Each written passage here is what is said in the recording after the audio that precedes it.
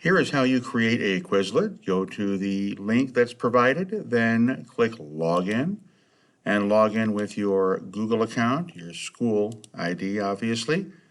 That's going to put you to a screen. Looks something like this, probably. Then you're going to go to Create and click on Study Set.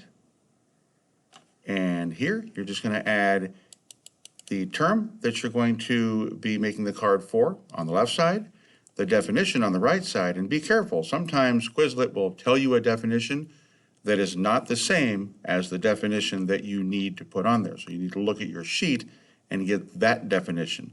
Then you're also going to find an image that supports your definition. And again, be careful. Make sure that the image supports the definition that we're using for this term for Latin America.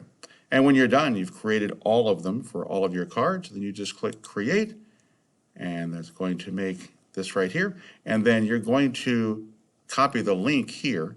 This is what you're going to send to me so that I know that you did it. You're going to click Copy Link, and then this is what you're going to turn in on Google Classroom. So easy enough, very simple to do, but this is how you do it. Good luck.